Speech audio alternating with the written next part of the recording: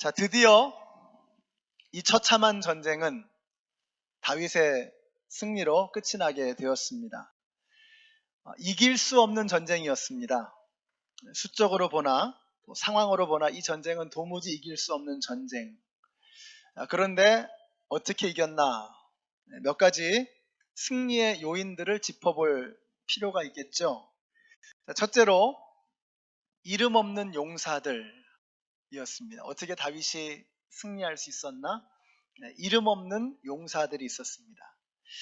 이 아히도벨이 치명적인 작전을 세웠지만 압살롬은 아히도벨이 아니라 후세의 작전을 선택했습니다. 덕분에 다윗은 도망을 치고 전열을 가다듬을 수 있는 시간을 벌게 되었습니다. 자, 이런 상황을 다윗에게 이제 알려줘야 되는데 그 과정에 여러 사람들이 등장을 합니다. 먼저 후세가 제사장 사독과 아비아달에게 이 내용을 전달해 줍니다. 그리고는 이제 17장 17절 한번 보세요. 한 장 넘어가서 17장 17절을 보시면 한편 아비아달의 아들 요나단과 사독의 아들 아히마아스는 예루살렘 바깥의 엔로겔 센터에서 대기하고 있었다. 그들은 사람들의 눈에 뜨이지 않으려고 성 안으로 드나드는 것을 삼갔다. 거기에 있다가 여종이 그들에게 가서 소식을 전하여 주면 그들이 그 소식을 받아서 직접 다윗 왕에게 전하곤 하였다. 자, 여기 여종이 등장합니다. 이 여종의 이름 여러분 모르시죠? 자, 그런데 이런 상황들이 이제 들통이 났습니다. 요단과 아히마아스가 급히 이제 숨기 위해서 바후림이라고 하는 마을의 어떤 집으로 도망을 쳤습니다. 근데 그 다음 절에 19절에 보니까 이 집의 여주인이 요나단과 아히마아스를 우물 속으로 감추고 그리고는 그 위에다가 보리를 쭉 깔아가지고 이렇게 숨겨줬어요. 그리고는 이제 압살롬의 종들이 찾아와서 그런 사람들이 있느냐 물었더니 벌써 도망갔다고 저쪽으로 갔다고 그렇게 이제 압살롬의 종들을 따돌렸습니다. 천신만고 끝에 요나단과 아히마아스는 다윗에게 그 내용을 전달할 수 있었고 다윗은 무사히 요단강을 건너갈 수 있었습니다. 여기서 주목하고 싶은 것은 한 여종과 어느 여자 집주인입니다. 우리는 이분들의 이름 모르죠. 근데 만약에 이분들이 없었다면 다윗은 도대체 어떻게 되었을까? 근데 가만히 그러고 보니까 이 성경 안에요.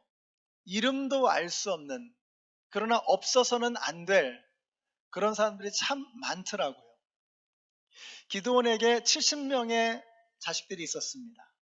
그런데 그 자식을 아비멜렉이라고 하는 사람이 싹 다 하루아침에 죽였어요.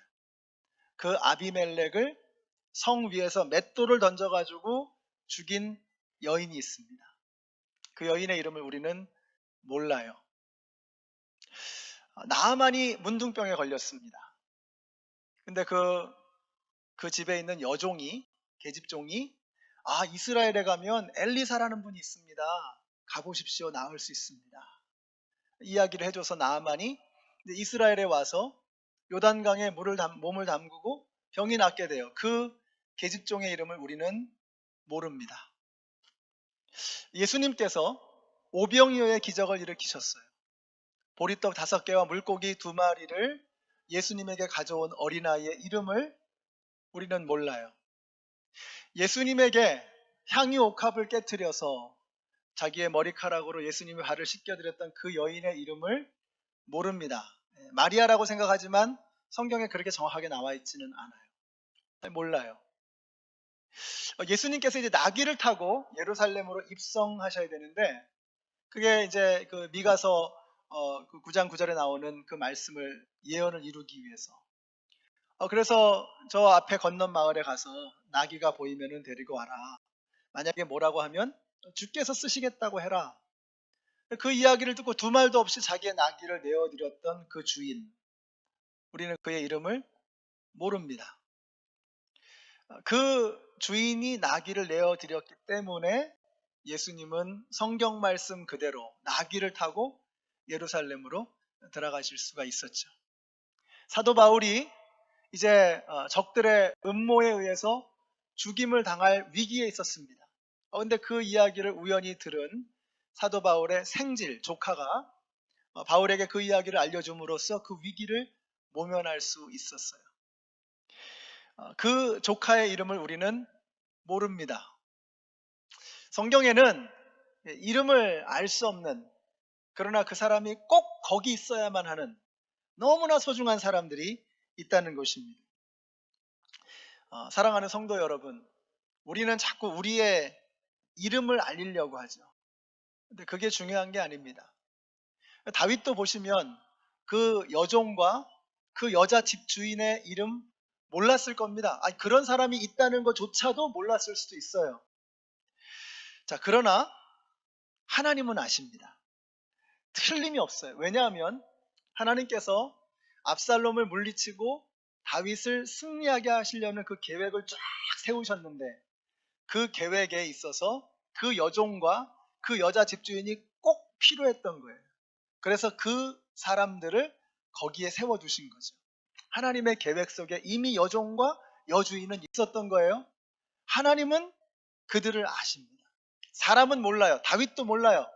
누가 자기의 목숨을 살려줬는지, 누구 때문에 이 전쟁에 승리하게 됐는지 몰라요. 그러나 하나님은 아십니다.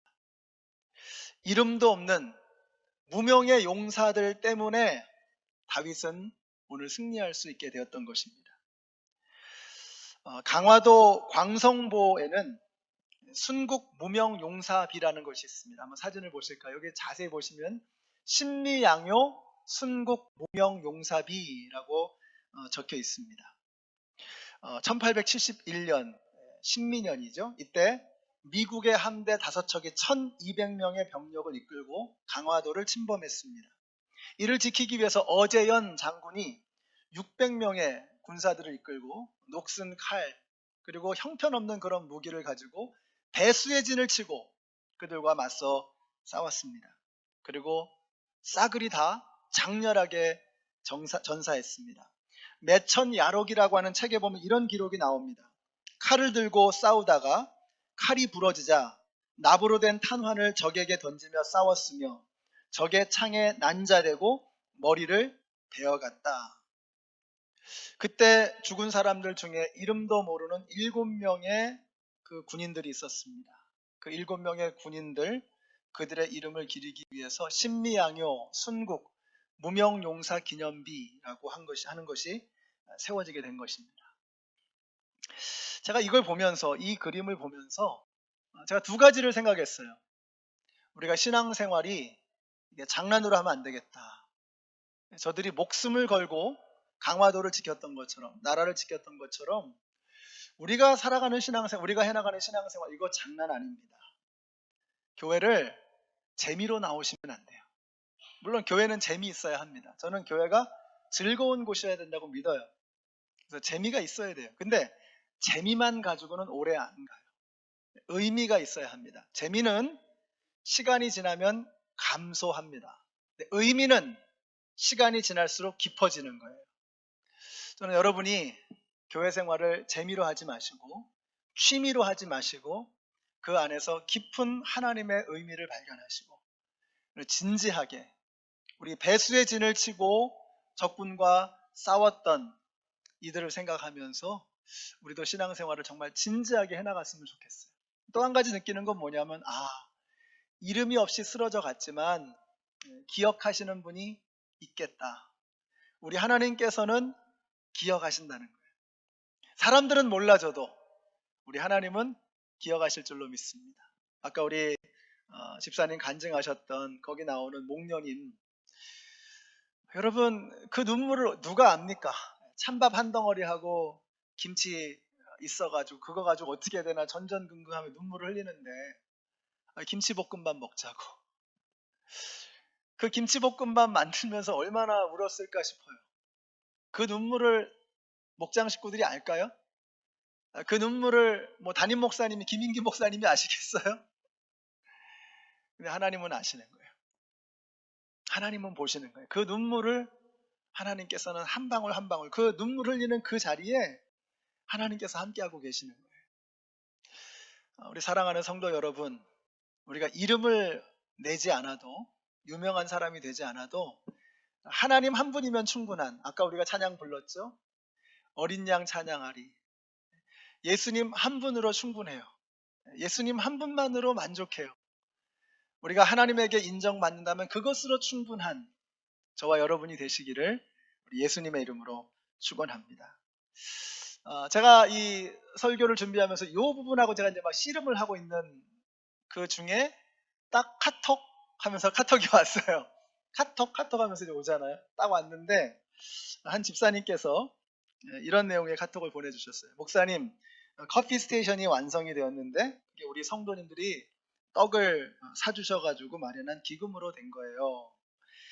성도님들이 다 같이 힘을 모아주셔서 너무 감사하다는 그런 내용의 메시지가 왔습니다. 또 여러분은 잘 모르시잖아요. 잘 모르실 텐데 주중에 정말 많은 집사님들, 우리 장로님들 나오셔가지고요.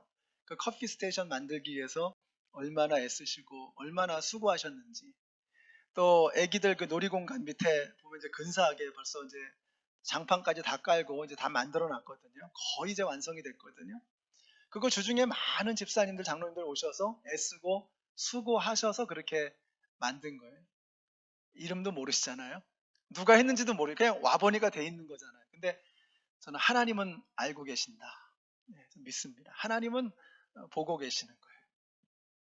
이제는 그 보니까 이제 커피 스테이션 그 색깔 칠하는 거, 그 이제 커피 좋아하시는 분들이 좀 마무리를 해주시고요. 애기 이제 이렇게 벽에 부딪혀서 다치지 않도록 옆에 쿠션을 좀 대야 되는데 그거는 애기들 있으신 부모님들이 좀 마무리를 좀 해주시면 더 뜻깊은 그런 시설물들이 되지 않을까 생각을 합니다. 사랑하는 성도 여러분, 저와 여러분이 자꾸 사람에게 인정받으려고 하고 내 이름을 내려고 하는 그런 신앙생활 말고 그냥 하나님이 보시면 충분합니다. 저는 그게 제자 훈련이라고 생각해요. 그게 믿음의 성장이라고 생각해요. 자꾸 이제 우리는 사람에게 인정받으려고 하거든요. 사람에게 칭찬받으려고 하거든요. 물론 그러면 힘이 나죠. 격려가 되죠. 그런데 혹시 몰라주더라도, 혹시 사람들이 몰라도 하나님 한 분이면 충분합니다. 하나님은 보고 계시는 거 저는 믿어요. 그런 믿음을 가지고 내 이름을 내는 것이 아니라 하나님의 이름을 높이기 위해서 힘쓰시는 우리 모두가 되시기를 예수님의 이름으로 축원합니다. 하나님께서 기억하시고 하나님께서 기뻐하실 거예요. 한번 옆에 있는 분들에게 이렇게 말씀해 주세요. 하나님이 기억하십니다. 말씀해 주세요. 네. 하나님이 기억하십니다. 또 말씀해 주세요. 하나님이 기뻐하십니다. 말씀해 주세요. 네. 하나님이 기억하시고 하나님이 기뻐하시면 that's enough. 그것으로 충분할 수 있는 정말 높은 믿음의 수준을 향해 나아가시는 우리 모두가 되었으면 좋겠습니다. 자, 어떻게 다윗이 승리하게 되었나? 두 번째로 질서가 있어야 합니다. 질서. 다윗이 요단강을 건너자마자 가장 먼저 한 일이 있어요. 이게 중요한 거예요. 어떤 일이 일어난 다음에 가장 먼저 하는 액션을 취하는 걸 보면 이게 뭐가 중요한가라고 하는 것을 알 수가 있어요. 다윗이 요단강을 건너자마자 가장 먼저 한 일이 무엇입니까? 오늘 본문의 1절, 18장 1절을 한번 보세요. 다윗은 자기와 함께 있는 백성을 점검하여 보고 그들 위에 천부장과 백부장을 세웠다. 그 다음 절에 보시면 다윗이 요압과 아비새와 이때라고 하는 사람들에게 이 군대를 세 개로 나눠 가지고 이렇게 맡깁니다. 자, 이걸 통해서 지금 뭘 하려는 거죠? 다윗이 흐트러진 이 전열을 가다듬고 체제를 정비하는 겁니다. 다윗은 역시 과연 전쟁의 베테랑답게 군대를 정비하고 전열을 가다듬는 것입니다. 이것이 승리의 비결입니다. 질서를 잡아야 능력이 생기는 거예요. 질서가 없으면 오합지졸로 끝나버리게 됩니다. 고린도전서 14장 33절에 이런 말씀이 나와요. 같이 한번 읽어보실까요? 시작. 하나님은 무질서의 하나님이 아니라 평화의 하나님이시므로 성도들이 모이는 교회는 모두 그렇게 해야 합니다. 여러분, 하나님은 무질서의 하나님이 아니라 질서의 하나님인 것을 믿으시기 바랍니다. 그러므로 교회도 질서 있게 그렇게 해야 되는 거예요. 여러분, 우리가 창세기 1장에 보시면 혼돈과 공허와 흑암이 가득했다고 했어요. 근데 그 혼돈과 공허와 흑암을 하나님께서 어떻게 바꾸시죠? 혼돈을 질서로 바꾸시고 공허를 충만하게 채우시고 어둠을 빛으로 밝히시는 거예요. 그러므로 하나님께서 내 안에 들어오시면 우리가 하나님의 자녀가 되고 예수님을 영접하면 어떤 일이 생기느냐? 내 안에 복잡하게 어그러져 있었던 무질서하던 것들이 질서가 잡히는 거예요. 공허하던 것들 있잖아요. 돈을 아무리 벌어도 공허해요. 아무리 높은 곳으로 올라가도 공허해요. 허무해요. 그런데 예수님이 내 안에 들어오실 때 충만하게 채워지는 감격이 있어요. 하나님께서 내 안에 들어오실 때 생겨나는 일. 어두웠던 것들이 빛으로 밝혀지는 거예요. 음지에 숨어서 그렇게 하던 나쁜 짓들이 다 드러나고 변화되는 것입니다. 하나님은 질서의 하나님이십니다. 하나님께서 우리 안에 들어오면 질서가 생기고 그 질서는 곧 능력이 되는 것입니다. 질서를 잡는다는 말을 다른 말로 바꾼다면 우선순위를 정하는 것이라고 볼 수 있을 것입니다. 이번 주 우리가 골로새서를 공부했죠? 여러분, 골로새서의 내용은 그리스도의 탁월함입니다. 그리스도는 모든 것보다 탁월하시다는 거예요. 그러므로 그리스도의 탁월함 때문에 우리는 어떻게 되죠? 그리스도를 중심으로 우리의 가치관을 새롭게 형성해야 되는 거예요. 골로새서를 통해서 우리는 그리스도를 통해서 우리의 가치관이 새롭게 리스트럭처 되어야 된다라고 하는 것을 깨닫습니다. 여러분, 우리가 지금 사순절을 보내고 있어요. 사순절이 뭡니까? 사순절은 예수님께서 우리를 위해서 오셨다는 거예요. 예수님께서 우리를 위해서 십자가에서 죽으셨다는 거예요. 그 말은 뭐죠? 예수님은 하늘의 모든 영화로운 것, 모든 찬란한 것, 모든 빛나고 위대하고 영광스러운 것들을 다 제껴두고 열일 제껴두고 우리에게 오셨다는 거예요. 우리의 생명을 구원하는 일이 그 모든 것보다 우선한다라고 하는 것을 예수님은 아셨기 때문에, 그렇게 생각하셨기 때문에 그것들을 다 제껴두고, 기회비용이죠. 그 모든 것들을 다 제껴두고 가장 우선순위로 생명을 살리는 일을 위해서 이 땅에 오신 것입니다. 그러므로 사순절 기간 동안에 우리가 해야 되는 일이 뭐냐? 예수님께서 우선순위를 정리하셨잖아요. 사람의 생명을 구하는 것, 저와 여러분의 생명을 구하는 것이 가장 소중한 일이다. 그것을 몸소 보여주셨잖아요.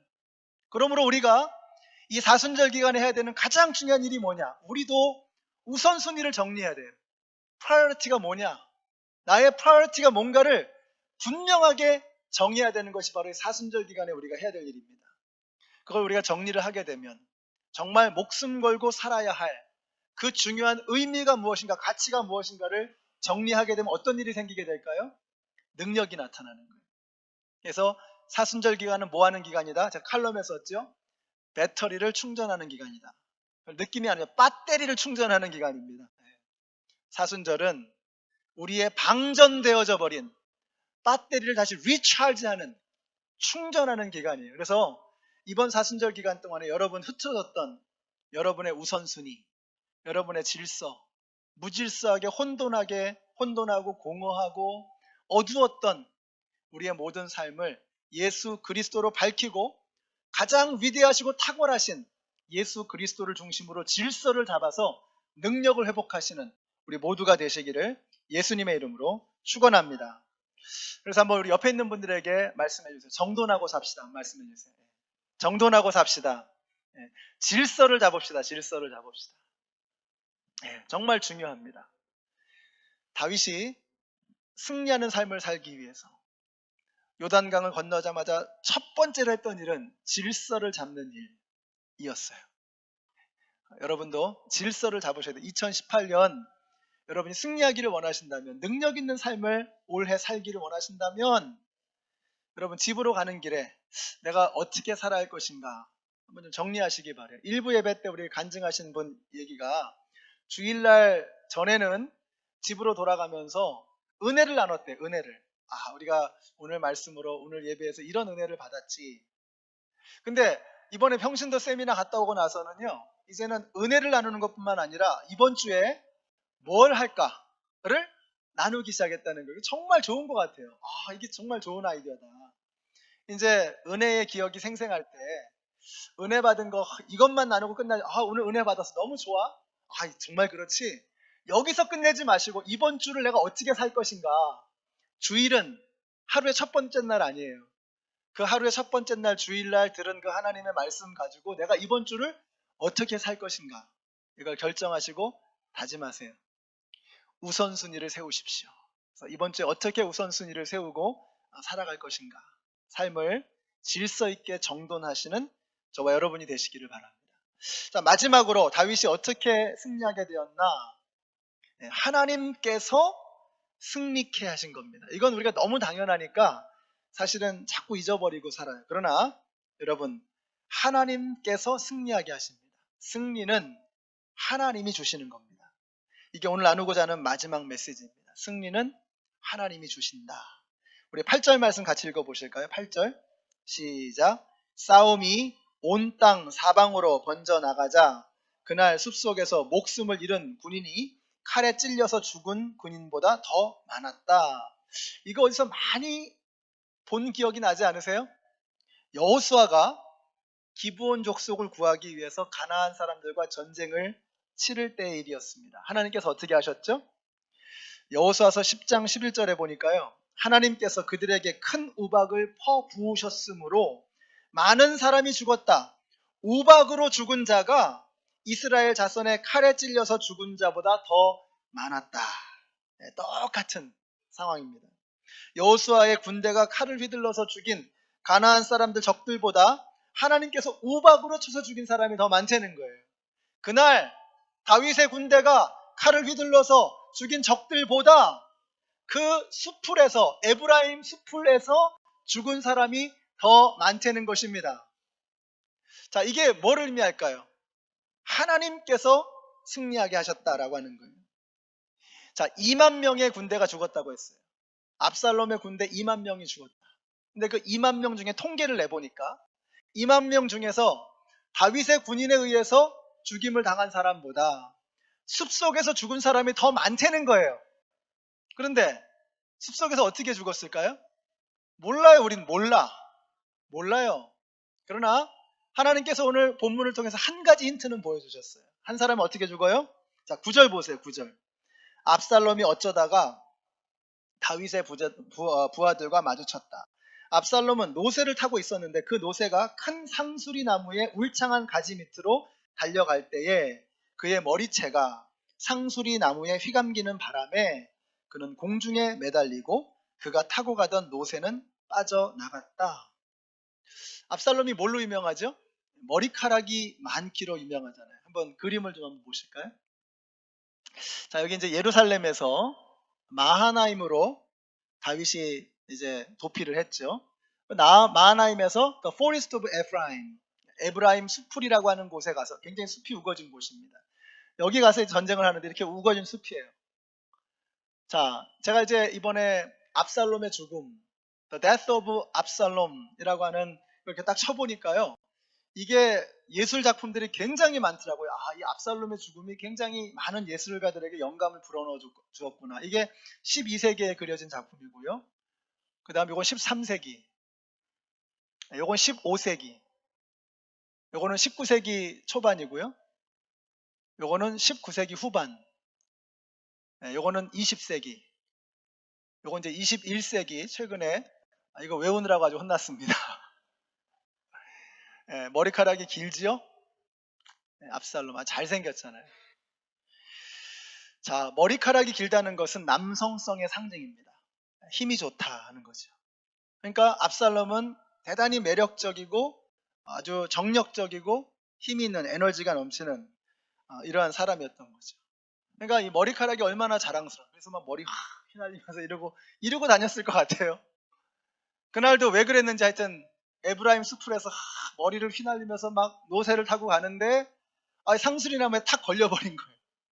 자, 그런데 어쩌다가 9절에 보니까 어쩌다가 그 수풀에 걸려버린 그 압살롬을 누가 발견해요? 어쩌다가 누가 발견했어요? 네, 다윗의 군대가 다윗의 군사. 여러분, 이게 압살롬의 군대는요 거의 10배, 20배 이상 많습니다. 숫자적으로. 그러니까 에브라임 수풀에 압살롬 군대가 깔렸어요. 근데 수풀에 걸려있는 그 압살롬을 누가 발견하는 거예요? 아니, 다윗의 군대가 발견. 이게 확률적으로 이게 거의 있을 수 없는 일인데 지금 굉장히 불리한 상황에서 하나님께서 승리하게 하신 것입니다. 여러분, 하나님이 살아계시는 한 세상에 우연은 존재하지 않습니다. 아니, 하나님이 없다면 모를까? 하나님이 계시는데 어떻게 우연이 있을 수 있어요? 하나님은 참새 한 마리도 기르시잖아요. 들의 백합화도 기르시고, 그 다음에 머리카락 하나까지도 헤아리시는 분. 그 하나님이 계시는 한 세상에 우연이라고 하는 건 존재할 수 없는 것입니다. 근데 그날 압살롬의 일은 그러므로 우연이 아니었던 것입니다. 우연이 아니었다는 것을 어떻게 아느냐? 확신을 갖는 것이 이 압살롬이 상수리 나무에 매달렸다라고 하는 이 단어가 히브리어로 나탄이라고 하는 단어로 써요. 나탄. 근데 나탄이라고 하는 단어가 성경에 딱 2번 나와요. 2번. 한 번은 바로 여기 압살롬이 상수리 나무에 매달렸다. 나탄. 또 한 번은 신명기 21장 23절에 딱 한 번 더 나옵니다. 같이 한번 읽어보실까요? 시작. 당신들은 그 주검을 나무에 매달아둔 채로 밤을 지내지 말고 그날로 묻으십시오. 나무에 달린 사람은 하나님께 저주를 받은 사람이기 때문입니다. 나무에 달렸다. 나탄. 성경에 나탄이라고 하는 단어가 딱 2번 나오는데 한 번은 압살롬이 걸린 거, 또 한 번은 나무에 달린 자는 저주를 받았다. 자, 무슨 말이죠? 압살롬이 나무에 걸린 것은 하나님의 심판이라는 것입니다. 그냥 어떻게 하다 보니까 머리카락이 길어가지고 우연스럽게 상수리 나무에 걸린 게 아니라 하나님께서 압살롬의 머리채를 탁 잡으신 거예요. 하나님이 압살롬의 머리끄댕이를 잡으신 거예요. 심판하신 겁니다. 저주하시는 거예요. 하나님께서 압살롬을 패배시키기 위한 계획을 세우셨기 때문에, 다윗을 승리하게 하시기 위했기 때문에 그 일이 일어났던 거예요. 우연이 아니에요. 우리 목장에서 기도들 많이 하시죠. 기도 제목 되면, 이루어지면 감사합니다 나누죠. 그 다음에 속으로 어떻게 생각하죠? 스르르 점점 우연히 그럴 수도 있지 우연이 된 거라고 생각을 해요. 속으로는 말은 안 하지만. 그러면서 왜 그렇게 생각하냐면 guilty feeling. 하나님이 나한테 은혜 주셨는데 내가 아무것도 안 했다라고 하는 guilty feeling. 그걸 해소하기 위해서 우연이 된 거지 그런데 우연이 계속 반복된다. 이상하게 기도하는데 자꾸 응답을 주시네. 기도한 것보다 더 응답을 하나님께서 더 위대한 놀라운 응답을 주시네. 그러면 알아야죠. 이건 우연이 아니구나. 사랑하는 성도 여러분, 하나님이 살아계시는 한 이 세상에 우연은 존재할 수 없어요. 논리적으로 말이 안 돼요.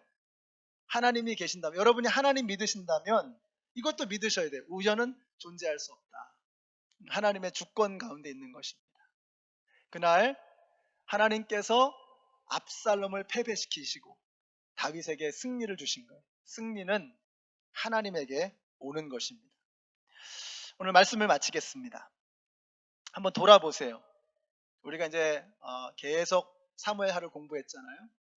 이 모든 사단은 다 다윗으로부터 시작이 된 겁니다.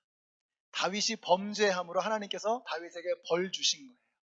그래서 가정을 뒤집어 놓으셨고, 그래서 나라를 뒤집어 놓으신 거예요. 근데 이 다윗이 하나님으로부터 멀어졌기 때문에 그런 일들이 생겨났던 거죠. 하나님으로부터 멀어지니까 다윗이 자꾸 이상한 짓을 해요. 근데 하나님에게로 가까워지니까 다윗이 다시 회복되기 시작하는 거예요. 여러분, 압살롬은 처음부터 하나님하고 연결된 적이 없어요. 하나님 앞에 기도했다, 예배드렸다, 이런 말이 없어요. 예배드리러 갑니다 이렇게 핑계는 됐지만 정말 하나님을 만났다는 기록이 없어요. 압살롬은 하나님하고 털끝만큼도 연결된 적이 없는 거예요. 다윗이 하나님하고 멀어졌을 때 별의별 짓 다 했습니다. 근데 하나님하고 관계가 회복되기 시작하면서부터 다윗이 달라지기 시작해요. 지난 시간에 아히도벨의 계략을 어리석게 하옵소서 그러면서 무릎 꿇었잖아요. 기도하는 거예요. 하나님 살려주세요. 그 다음에 오늘 본문의 2절 18장 2절에 보시면 다윗이 뭐라 그래요? 끝에 보시면 내가 전쟁터로 나가겠다. 저는 이게 굉장히 중요한 거라고 생각해요. 다윗이 회복됐다는 증거라고 생각해요. 왜요? 다윗이 지금 왜 이렇게 됐죠? 자기 부하들은 전쟁터에 다 내보내고 자기는 어떻게 했어요? 낮잠 푹 자다가 저녁 때 일어나가지고 옥상에서 어슬렁어슬렁 하다가 밧세바가 목욕하고 있는 거예요. 그래서 지금 이 일이 벌어진 거예요. 왜 그렇게 됐죠? 왜 자기 부하들은 다 사지로 몰아넣고 자기는 옥상에서 그렇게 엉뚱한 짓을 하고 있었죠? 하나님하고 멀어지니까. 근데 하나님하고 관계가 회복되니까 어떻게 돼요? 내가 나가겠다고. 내가 전쟁터로 나가겠다고 그렇게 나서는 거예요. 사랑하는 성도 여러분, 하나님으로부터 멀어지면 우리 인생은 결국 멸망의 길로 달려가는 겁니다. 오늘 우리가 아까 읽었던 17절과 18절을 보시면은 압살롬의 무덤이 나오고 압살롬의 비석이 나와요. 왜 압살롬의 비석을 세웠죠? 압살롬이 왜 세운 거예요? 자기를 드러내기 위해서. 비석을 왜 세웁니까? 자기를 드러내기 위해서. 광개토 대왕 왜 세우죠? 광개토 대왕이 내가 이만큼 땅을 벌었어. 땅 따먹기 이만큼 했어. 자기를 드러내기 위해서 대왕 비를 세우는 거예요. 영토를 확인하기 위해서, 내 이름을 알리기 위해서. 비석은 자기의 이름을 알리기 위해서 세우는 겁니다. 그런데 하나님으로부터 멀어져 버린 압살롬을 사람들은 어떻게 했죠? 구덩이에 쳐 넣어버리고 돌로 그냥 막아버렸어요. 하나님으로부터 멀어지는 사람의 결론이 바로 이겁니다. 아무리 자기를 높이려고 비석을 세워도 하나님으로부터 멀어진 사람은 구덩이에 처박혀서 돌 무덤 속에 그냥 갇혀버리게 되는 거예요. 그러나 다윗은 어떻게 됐습니까? 자기를 낮추고 겸손하게 내려가서 하나님 앞에 무릎 꿇고 하나님의 은혜의 손길에 붙들리게 되니까 하나님께서 다윗을 때가 되매 다윗을 높여주잖아요. 사도 베드로가 이렇게 이야기합니다. 우리 같이 한번 읽어보실까요? 시작. 그러므로 여러분은 하나님의 능력의 손 아래로 자기를 낮추십시오. 때가 되면 하나님께서 여러분을 높이실 것입니다. 아멘이십니까? 우리를 낮추면 낮은 곳에 누가 계세요? 예수 그리스도. 낮은 곳에는 예수 그리스도가 계세요. 낮은 곳에는 하나님의 은혜가 고여 있어요. 낮은 곳으로 내려갈 때 거기서 하나님을 만나게 됩니다. 하나님을 만나는 바로 그 자리에서부터 하나님께서 우리를 높여주시는 역사가 시작이 되는 거예요. 압살롬은 자기의 이름을 높이기 위해서 비석을 세웠어요. 결국은 무덤으로 들어가 버렸죠. 근데 한없이 낮아진 다윗은 하나님께서 때가 되면 높여주시는 거예요. 오늘 여기 나오신 우리 모든 성도님들, 여러분 스스로를 높이려는 교만의 마음을 제해버리시고 우리 낮아지십시다. 겸손하게 밑으로 내려가십시다. 그래서 이름 없는 무명의 용사가 되십시다. 여러분 우리 이름 안 나면 어때요? 하나님 한 분으로 충분한데 그분이 기억하시면 되는 거 아니에요. 하나님께서 우리에게 주시는 상급이 진짜 상급인 것을 믿고 내 이름을 날리는 것이 아니라 나를 높이려고 하는 그 비석을 허물어서 하나님을 예배하는 하나님의 제단을 쌓는 우리 모두가 되시기를 예수님의 이름으로 축원합니다. 기도하겠습니다.